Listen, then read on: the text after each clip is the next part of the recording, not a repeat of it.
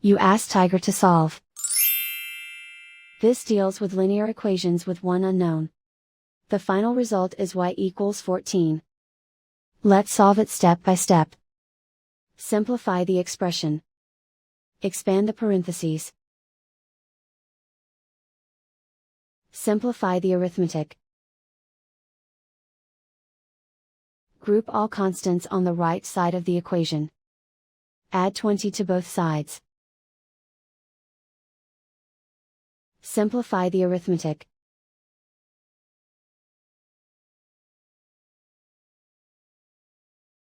Isolate the L. Divide both sides by 2. Simplify the fraction. Find the greatest common factor of the numerator and denominator. Factor out and cancel the greatest common factor. And so the final result is y equals 14.